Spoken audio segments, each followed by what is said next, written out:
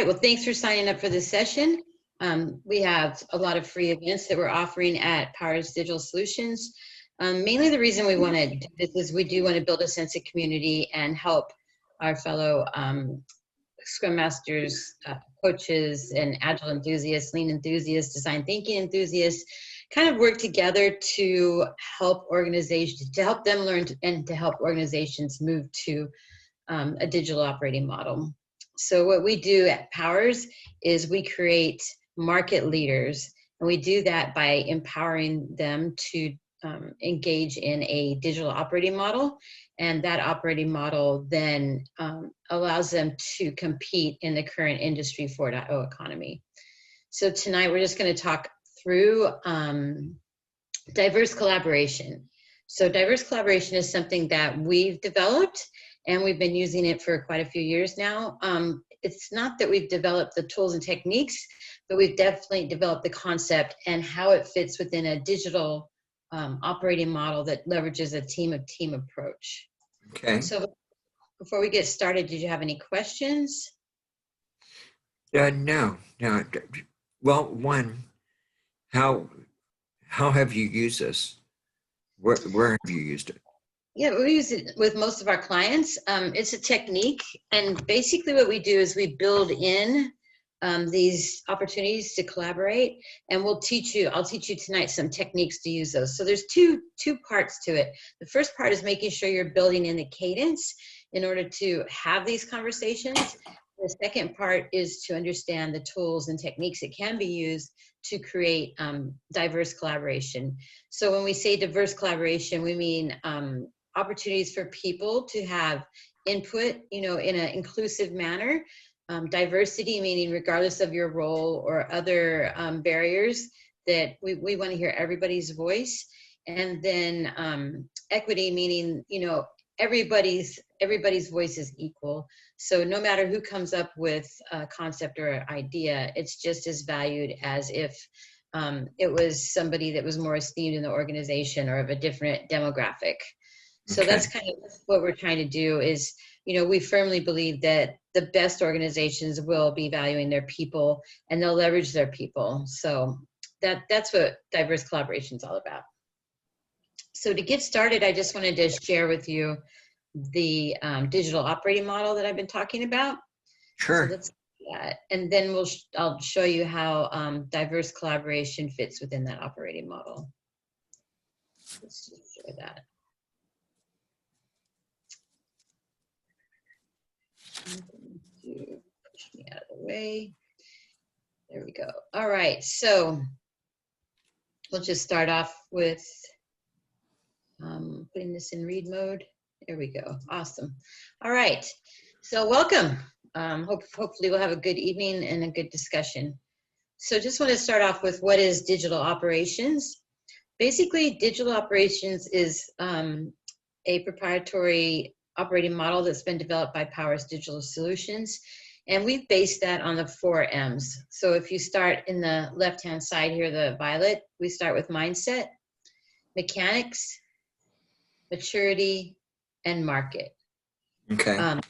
We want to understand what's the mindset of our market. So what are the people in our market value? So that's where value fits in. But also we want to understand what their thinking is, what drives them, and also understand the maturity of our organization. So these lines in the dotted lines represent the colors of the 4. So it's not it's a multifaceted approach. It's not a singular approach to just understand value. We need to understand value, what customers value. We need to understand their thinking, our relationship with them, and then we also need to understand our maturity, so that impacts our ability to identify desired outcomes and desired results. Okay. Right, and so that requires collaboration. That requires diverse collaboration. How are we going to work with our customers? How are we going to understand our customers? So we need mechanisms to develop that. And then we have the next one is mechanics. Mechanics. So we look at what are the mechanics we need with our current mindsets in order to achieve the right culture. And the culture really is a set of behaviors and set of practices. That's what culture is, the outcome of behaviors and practices. So we need to understand, again, our customers. So that green line is understanding our market. Yeah. We need to understand our mindset within the organization and with our customers, and we need to understand the mechanics and how we work together. So there's a lot of collaboration that goes on here as well. And then we look at flow. So want to think about, with our mechanics and our level of maturity, how do we create flow across the organization? Same concept. We need to collaborate together. We develop a team approach. And finally, we want to measure our maturity. So we want to be able to understand the results that we've delivered and how those impact our market. And we just continue to improve. Go ahead. So flow, it still deals with mindset also, correct? Absolutely. So flow is really, and I'll explain that more, but flow is really around creating a team of teams at that leadership level that's focused on creating flow. Right now, you'll see that we have another module called Leadership as a Service that covers this, but what you see now in most organizations is these leaders that are in between the strategic results and the people doing the work. They're not quite sure what their role is, and they're very reactionary because that's been the mindset for a very long time. And so what we're looking at is, how do we help them move from a reactionary mindset to a flow mindset? So they don't need to micromanage the people on the ground, but what they need to do is pave the way so that the team can deliver the results. All right. Other questions? No. So results, maturity you have to have mechanics as well, right? Yep, all four of these are essential, but they're moving targets. Like, you're never going to say, oh, we have all the market share we want, or we have the perfect mindset. These are things that we continuously refine, and that's why we have those dotted lines around the outside to kind of show that movement. So we're continuously through this. And actually the next slide should show it better. So that's what we call our GEM Business Accelerator model. And basically, what's that? I said use GBAM. GBAM, yeah. And so what this does is it helps leaders and the whole organization understand their roles and understand the flow of work. So that's how our DigOps workflow is developed. So we can just start with always desired results. We want to understand what it is that our company wants to achieve, and we start with the people results. So what do we want to achieve for our people? And that goes back up to the previous slide, our customers, society. So when I'm talking about these three things, it's actually right in here. What do they value, right?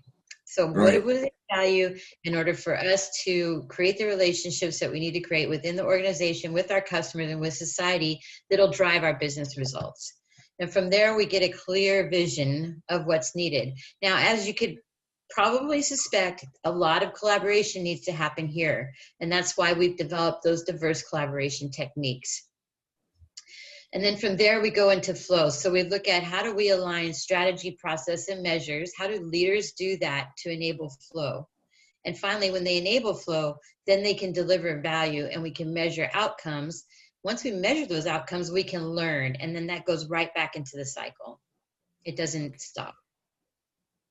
And you can imagine how much collaboration needs to take place in order for this to work. Right. Questions? Yep. All right. So basically, we call this product-centric flow. And what we have is, we have the strategic vision. We have that team building that, and they establish the results. Then they work with the enterprise enablement team to enable the enterprise strategy. So you see these things in the gaps.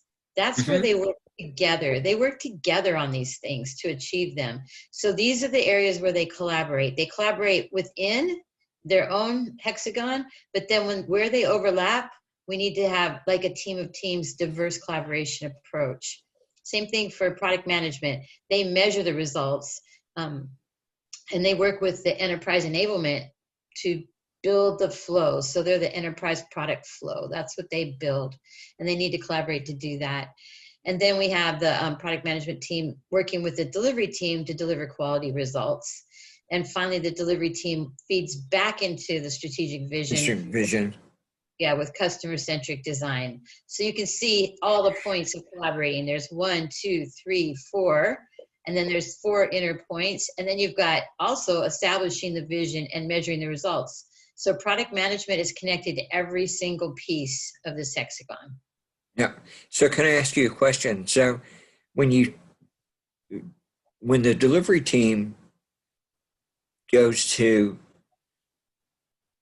back to the strategic vision, is that the product management team that's taking on that vision? It is. So what we do is the vision is part, the product management, that's a good question. The product management team is part of understanding the vision because they're part of the strategy, establishing the vision and them establishing the measures. So they're part of that. That's why results are in the middle. Okay. Right. But then what we tend to do in today's current operating models is we go from some form of strategy and vision, maybe a few sentences, straight to delivery teams. And product doesn't exactly know how they fit. And we don't have really enablement pipelines being built or managers or leaders focused on flow. So what we're suggesting is we need to have this life cycle in place in order to achieve what we want to achieve and actually be able to establish results and measure those results and learn. Because aligning leaders for enterprise enablement, so you're aligning above the product management team? They're with the product management team. So they align, it says enterprise product here. So they align on how they're going to help them to build out the roadmaps. They're going to help them develop the flow, develop the process, develop the strategy and the measures of the flow. Where the delivery, I mean, the product team is actually building the roadmap, looking at the quality, looking at the flow and the measure of outcomes. So it's quality, flow, and measure outcomes. So they work together on it. Currently, what you'll see is leaders are working with the delivery teams, but mostly just managing the delivery teams. There's really nobody focused on flow and building out that product roadmap and laying the ground, right? Laying the ground like what's it called?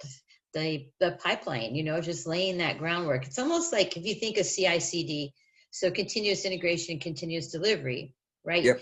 You need a CI/CD pipeline in order for that to work. Well, in this model, yes, you need that in the delivery results area, but you actually need, if you think of this enablement, I mean, enterprise pipeline, there are CI/CD pipeline. They're a group of people that develop the strategy, the process, and the measures to ensure that the product gets delivered, or the product, the most important products in the right order, right, get delivered. Yes. So they're supporting. That's why there's 4 areas right here to collaborate, and then you have the inner areas where you collaborate, and then also you have another collaboration going on here between strategic vision and product management. And all those need to work together in order to create the flow of value of quality value to customers. I just see my own, what I see many times is there's really nobody above product management that has a strategic vision, and they're concerned about just managing the people to be able to get it from product management to delivery and then out to a customer or to a stakeholder. Yep. I think there's a gap that doesn't get fulfilled in there. Right, and that's what we're trying to address. Yeah. Okay. Does that make sense? How we're trying to address that? Yeah. Yeah. Cool. So it's not throwing things over to the next group, but more so in these gaps in the middle. How are we working together to achieve the goals? Okay. Yeah, that makes perfect sense. Right, and so back to your question about product management, they play a role across the entire organization. So product management, we have like what we call portfolio product owners at the vision and roadmap I'm sorry, at the vision strategy. We have program product owners at your program level. So that would be around this, the middle leaders creating that flow. So how do they set that up? How do they work with them to create the flow? Then you have your product managers that are at the team level. So they're really working to refine what's coming through, working with the teams, working with the enterprise leaders in order to create that value. So the flow of value to the customer. Sure. Yeah. So that's what the Pretty good slide. Yeah, we actually say that product owners, there is no such a concept of a product owner. The whole system is responsible for delivering the right product in the right time with the highest quality. And all these lines in here, these are areas where they collaborate. So Yes. all these gaps, those are areas where we use diverse collaboration. Yeah. And then this is kind of what it looks like now. If you break it into teams of teams, we've got 3 teams. You've got the strategic results enterprise strategy team. They're responsible to ensure that they're establishing the strategic results. You've got the enterprise product delivery team. They work across the enterprise in order to create flow. So your CI/CD pipeline, quality standards, all the things that need to be in place, all the strategic activities that need to be in place across the organization in order for the product delivery teams to be successful.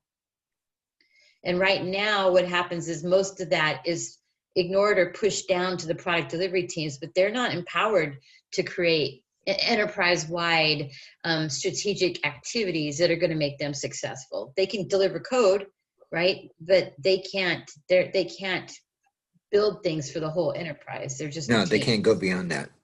Right. So these are the 3 teams, and each team has a set of industry 4.0 skill sets, we call the key industry 4.0 disciplines.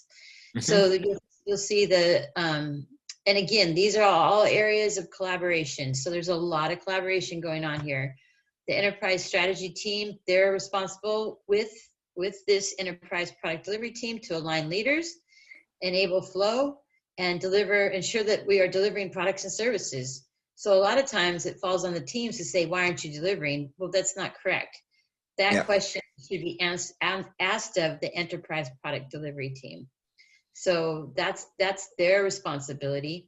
And then they work with their product delivery team to help ensure that they are delivering according to the results, according to the desired results. They're enabled and empowered to provide a quality delivery. So quality is just as important as time and time to market. And then they measure the outcomes. So you can see that this side, the enterprise product delivery team enables flow, and then the product delivery team is responsible to make sure they measure outcomes and then give feedback that feeds into, so that we can learn into the strategic results. And we use customer-centric design to take what we measured, our outcomes, and to improve on those outcomes. So our customers are very integral, very important. Again, every one of these. So can I ask you a quick question? So the product delivery team, centric design. So they report that centric design back up to the strategy results? They work together on it. There's no reporting back. Okay. They work together on it. Absolutely. Okay. Yep. But that's a good question. And then the enterprise strategic team, they take those centric data. They take the data, right?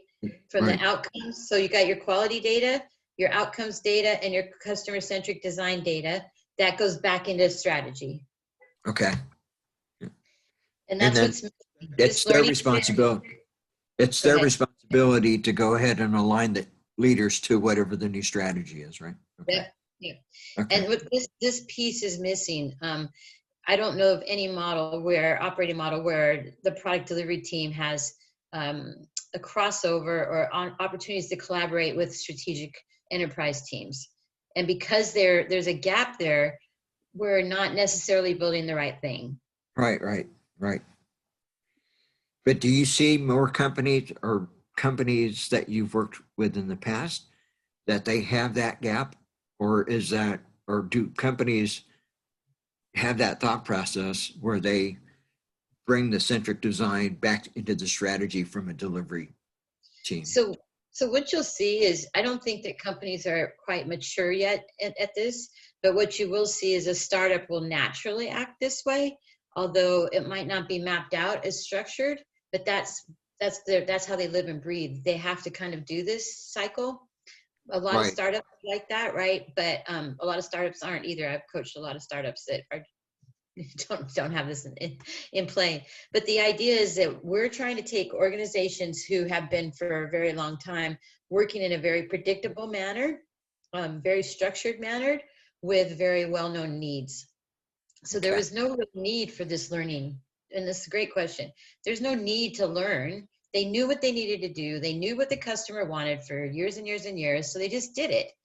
But now we're trying to move companies to be adaptable to respond to customers' emergent needs. In order to do that, then we need to take a different approach. We need to Sure. build in a flow. We need to be clear on our strategic results. We need to have a clear vision. And then we need to learn. We need to measure those outcomes and learn. If we are missing this left side of it, if we're not measuring outcomes and learning from what we measured and going back to our customers and saying, this is what we learned, do we have it right, or what do we need to change, or what else is emerging? And then that feeds back into strategy. That's how you create a lean startup in an existing organization. Okay. I got that now. Good. And so the things that I was showing you, these diamond shapes in the Yeah. in between, these are the 6 key Industry 4.0 disciplines. So I'll just call those out in the next slide. So these are, we'll start at the top, customer-centric design. Centric So that, design. Yeah. yep, that feeds into our strategic results. We align leaders, right? That's one of the key disciplines. Yep. We enable flow, next one. Deliver product and services. We have quality outcomes. That's another discipline, very, very much missing in a lot of organizations today, and measuring those results. So these are the key disciplines in order to make this operating model successful. Without these disciplines, they won't be able to achieve this operating model. And if you notice, if you align leaders, then you can improve your quality outcomes. So there's collaboration across as well, kind of where these arrows are pointing to each other. When you enable flow, then you measure the results of that. When you create your customer-centric design, then you deliver your products and service according to that. So they're all intertwined, but all completely necessary at each part of the operating model. Very good. Cool. All right, so that was just the digital operating model. And now we want to look at, well, how do we do diverse collaboration? So there are a few ways to conduct diverse collaboration, but what I want to do first is talk about, like, what are some of the things that you've noticed when people try to collaborate in organizations? Well, it depends on the organization. So if a common organization, usually it's a management, it's not so much collaborating, it's more of command and control. I think collaboration is a hard thing for crew, for a total company to be able to. I know that they want that atmosphere within their realm, but the reality is that people are people, and work is the one thing that has to be done is the delivery, and stress, and people don't feel safe and they're not empowered because upper management or product owners or product managers, they tend to have that evil type of command and control, and we need to get this done because I've already told somebody further up in the company that we would have it done. So they're making commitments without really without really involving the team into the commitment. So Right. you, as a product manager, he or she may make a commitment to a director or a head of a VP, but unfortunately, she makes a commitment and then it's cascaded down to the team as, no, we will get this done. So that's where I think collaboration fails. What it should be is that they should inquire the information and then state, well, let me have some meetings to see how we can manage this flow in an optimal way. Usually it's, this is a date that we need to get this completed. Right. But even in society, I mean, I don't think that we're seeing diverse collaboration happening at any level of society at the moment. Right. Not at the moment, no. Right. I mean, so what I want to do is a lot of people have heard of the 6 hats, but a lot of people don't understand the thinking behind the 6 hats. So I'm going to quickly play a video by Mr. DeBono, who actually created the 6 hats, so that we can like further explore diverse collaboration. What does that look like, and why it's so important? So let me just get that going. It's not a very long video, but it's very powerful. Can you hear it? I can hear it. I don't see anything. You should be able to see it. Let's see.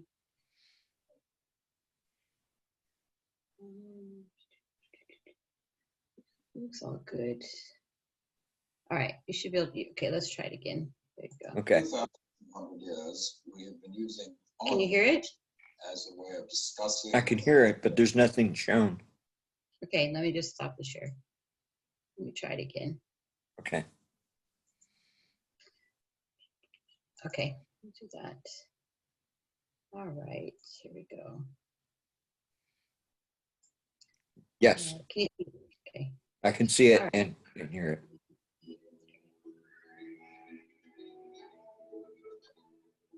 For 2,400 years, we have been using argument as a way of discussing or exploring a subject. It is actually a very primitive and inefficient way of exploring a subject.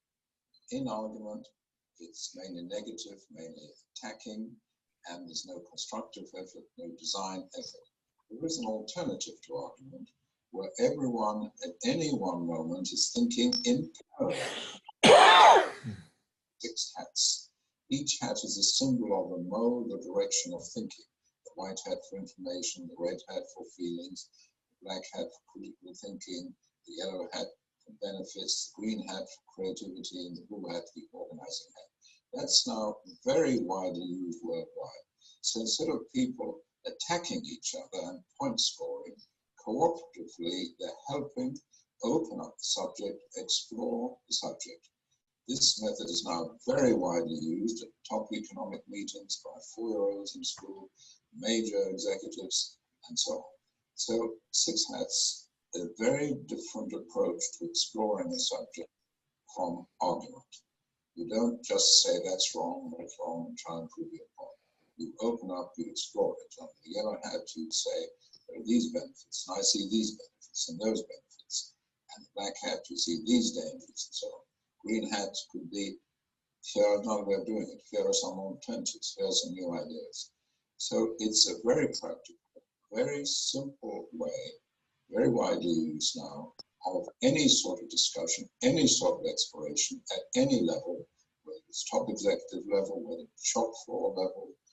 And indeed, we've had occasions where unions have said to management, we will not negotiate with you unless you use 6 hats, the parallel thinking. The key word there is parallel. Parallel means that you're thinking in the same direction, but the directions change. So you can get across your point of view, and get across a critical point of view under the black hat, and so on. So that's the 6 hat system. And it's now widely used, needs training, needs formal training, but then it's very easy to use. All right. So have you ever used the 6 hats? Yes, I've seen it before. Okay. We've attempted one time before when I was working at a different company. Okay. I am trying to close the video. Oh yeah, okay. I think, here we go. There we are. All right, so the thing of it is, I think that he said that was so important is that people have tried to use it, but haven't been trained on it. Mm-hmm. And I think, I don't know if you need like formal training, but you definitely need to have an understanding of how to use them. So I've seen people use them in not a very effective way, kind of just going through the exercise, but we try to use them in an effective way. The other thing that we do is we create, can you see the screen? No, Okay, I see you, but I don't see the screen. here I am. We also create what we call listening loops.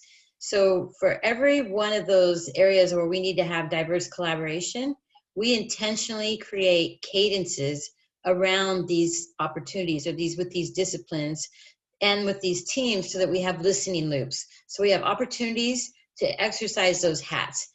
What I see most organizations do is we know how to do the 6 hats. And like even DeBono said in that video, well, we use it when we have a negotiation or we use it when we have a problem. But instead of using it when we have a problem, we want to use those hats on a regular basis and create the opportunities for people to discuss issues, ideas, whatever it is that they need to discuss across those teams on a regular basis. So I don't know about you.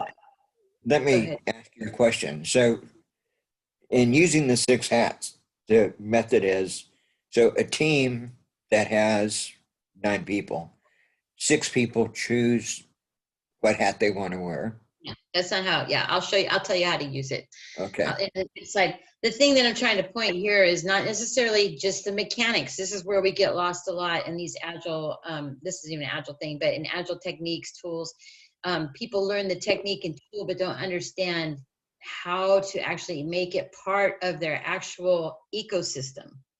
Right. So we use the hats within an ecosystem, and that's what creates diverse collaboration. It's not the hats themselves, right? It's the use of the hats on a regular cadence of events that are across teams in order to continually bubble up things that we need to focus on, bubble up ideas, bubble up whatever it is that we need to talk about. And I don't know about you, but for me, I know if there's not an opportunity or a regular opportunity to check in or a regular opportunity to plan or whatever it is, things just go awry because people get, events occur. When an event occurs in any organization with any relationship, it has the opportunity to damage those relationships. Yes. And if we have a regular cadence of events in order to step back and review, then that damage will continue, or it might get fixed itself, or it might fester. But it's really the listening loops where we leverage the hats. That's the key into diverse collaboration. Okay. Yeah. So here are some ideas about how you can use the hats. So if you want to do a debriefing, you use the blue hat, the data hat, and the feelings hat, and then the blue hat. So not saying you have to, but for different situations, you need to think about which hats to use. Yeah. Right. So, and then again, these are some ideas about how to use the hats to have parallel conversations, but it's not, obviously if I'm creating a meeting, I try to think about what we're trying to achieve and what hat would go in what order. So like, do you want to just pick a problem or a current problem in society that you want to run through the hats on? COVID-19. All right, so let's talk about COVID-19. What data do we have about COVID-19? Well, we know that it's airborne. We know that it's highly contagious. We know that there's no known vaccine. We believe that there are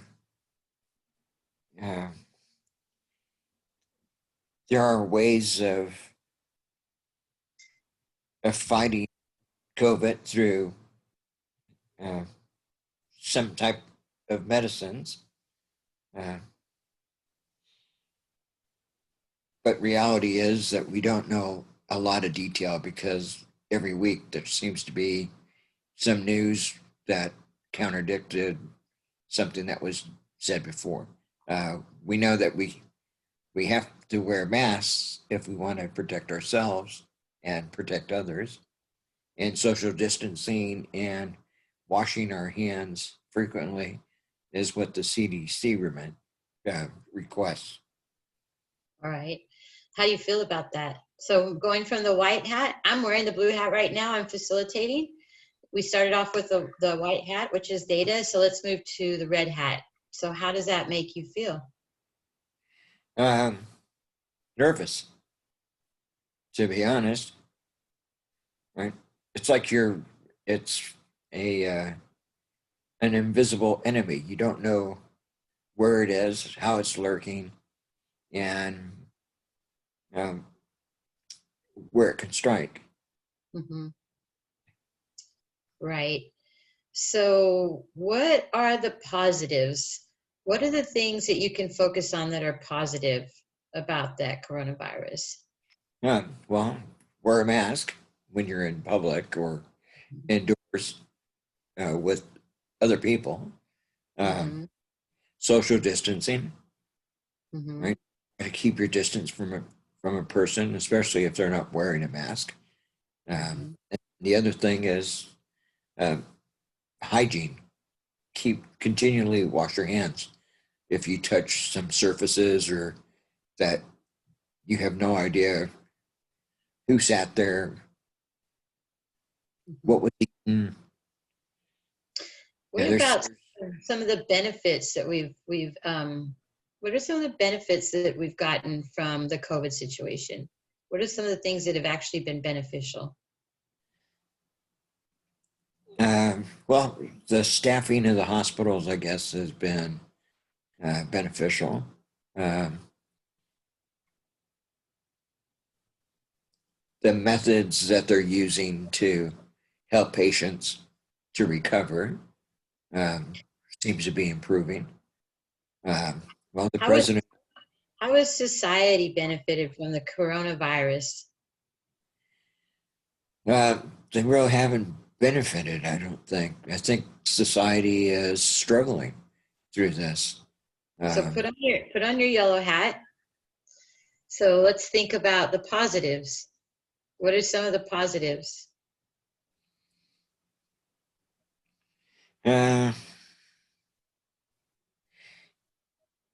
We're getting a vaccine. Yeah. Yep. But what are some of the positive effects the coronavirus has had on society? People are working from home instead of going into an office. So it's giving you a different way of working. Right. I think people collaborate more because even though they're not in the office, I think meetings and collaboration is much higher because of the fact that you're not in the office. So there's constant communication that has to be done now, so somebody doesn't miss information. Right. That's positive. Yeah, one of the things I saw too was like now even the VPs and senior executives, they'll have a kid run into a meeting and there's nothing anybody can do about it. They're not kind of like putting on their dress coats and kind of hiding behind that. I think there's a little bit more of a humanity or a human side, I feel like, to people that I'm working with. I feel like there's maybe a heightened level of empathy with some people, a little bit more concern and care about fellow man, maybe sometimes, I think. Yep. What else? I agree with that. Airports are pretty empty. Yeah, that's true. Anything else? I think like the whole world's learned how to use electronics a lot better. you see a lot of people going, I've seen signs of people saying, I can help in a safe way, get your groceries, or, I think there's a little bit more humanity, a little bit more caring for others, maybe. Yes. So I- now we want to talk about the black hat. So what are the cautions or the risks or the negative things that have occurred, which is kind of where you kept going to with the yellow hat. You kept, kind of wanting to fixate on, on it. And that's normal. That's natural. We all kind of do bend a certain way. So you notice we're not arguing about it, because what we're doing is we're being honest about our emotions. We're looking at data. We're being honest about the positives. So now the negatives, well, that's pretty obvious, right? People are sick, people are dying, people are dying. Yeah. Yeah. That So creates now, a lot of. right. Plus, So now you get to the green hat. What's that? I said, plus you've lost a lot of jobs and people Jobs, economics. right. Yeah. So now it goes to the green hat. So what can we do given the current environment, given the things that we see are beneficial, given the things that we know are negative? What creative thing can we do in order to go back to your emotion? So your emotion was, you're scared. I can't remember exactly what emotion you said. I'm sorry. Fear. Fear. Unsure, uncertainty. So what can you do? Let's put on the green hat. So let's be creative. What are some creative things you can do to address your emotions? So when you go out to eat to a restaurant, instead of going inside, see if they have the availability to sit outdoors, so you're not confined around people. Taking walks, just being outside, getting away from everything, and just having time for yourself to just reflect and think, right? And then also being able to spend more time with the people that mean something to you. Because right now it's difficult to be able to see people the way that you truly would like to. Right. It's still because of the tools that we have now, FaceTime, Facebook, all these things that can add to that. And then I think another positive thing, and maybe it doesn't sound positive, but I think if you kind of step back from the constant drilling of news, because it doesn't allow you to become depressed or worried because somebody else is now stating something new that has changed. And I think that I think you have to keep abreast of it, but I don't think that you have to be so entwined into every little thing that comes out. Right. Because it's puts too much stress on a person. I think that if you let that stress go and then kind of try to live a little bit more of a normal life. Well, we're not there yet, but still, if you try to live at least a little bit normal life, take trips, vacations, get away from the everyday activities. I think that. So having said all those things, now, how are you feeling now after we've had this conversation? I feel better, to be honest. I feel like it's not a dark tunnel of walking into in the unknown.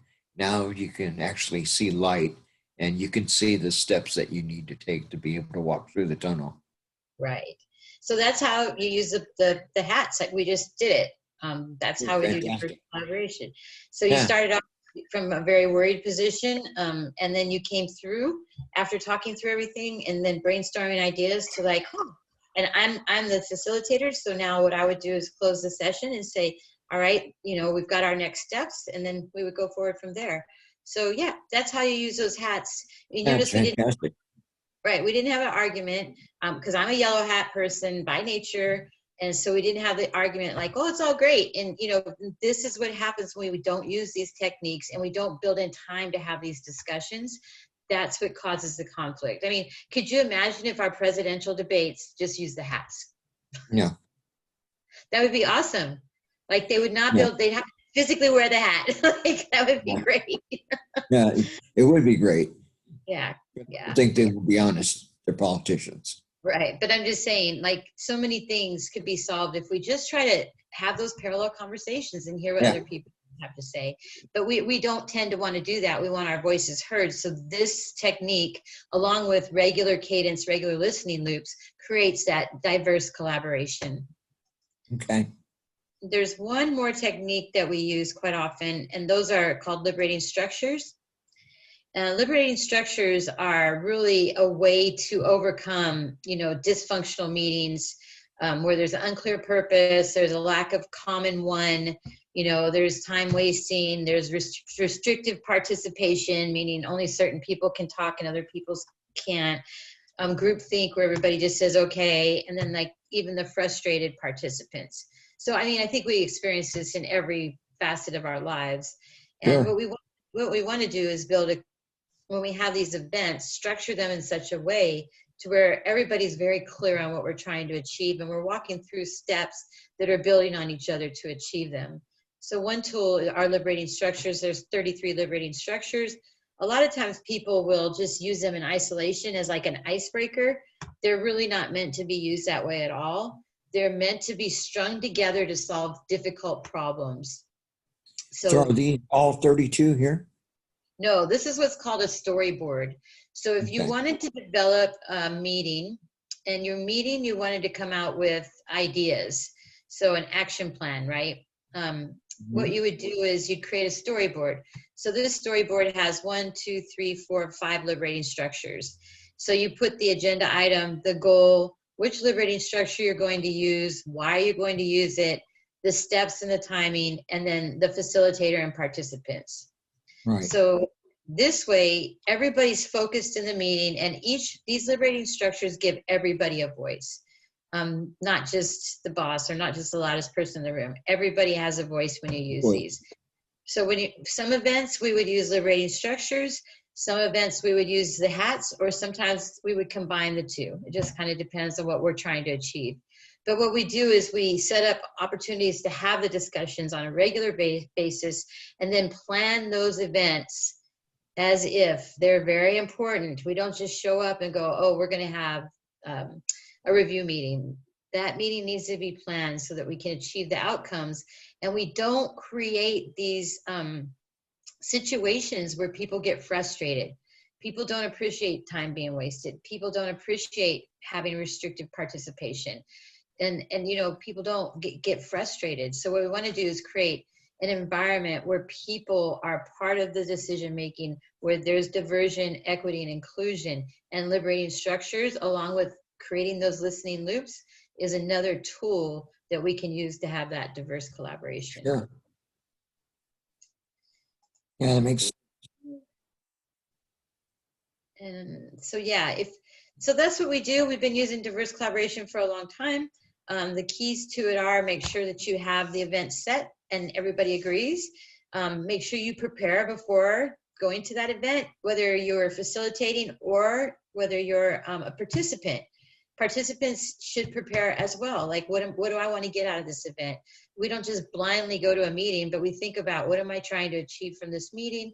What's the common good we're trying to get out of it? And how can I be my best self in the meeting? So if you're going to use a storyboard, would you send the storyboard to the people attending the meeting so they understand what the agenda items are? Absolutely. Yep. And that's one thing I think that we overload our calendars with meetings, and we fail to prepare for meetings, which causes more meetings. Right. So if we take the time to prepare for the meeting, everybody prepare. Obviously the facilitator prepares a lot more, but prepare, get your head straight for what you want to achieve out of that meeting, or what not just you, the company needs to achieve. Right. So we're out of time, but if you want more information about powers, we have that information here. And I'll be happy to send you this PDF if you want to review it. And just real quickly, yeah, any feedback or learnings that you have that you want to talk about? Yeah, well, I think that the hats and the liberating structures are probably some really powerful tools to start utilizing. Now, you can't utilize them for every meeting, of course, because I don't think it would work that well. Mhm. But for difficult conversations, I think, or the lack of collaboration, those things would probably work very well. I think some of them, I think you can use parts of them in any meeting, honestly. And the key is to make sure you have those meetings set and make sure you have those events set so that we don't have big blow-ups that we have to then create this big agenda for, right? If we just do it on a regular basis in small ways, we will avoid having those big opportunities. I don't want to say opportunities, but big blow-ups or big dysfunctions. That's what we want to do, is make sure that the cadence is set. A lot of times people will say, oh, I got a backlog, I'm doing Agile, I have sticky notes, but the sticky notes never move because there's no cadence around the board, right? So it's all about the cadence, setting up listening loops, and then leveraging those techniques in order to have those diverse conversations. Yeah, I agree. All right, well, thank you for your time. Yeah, I really appreciate it, Terry. Thank you. Have a good night. Bye. You too. Bye-bye.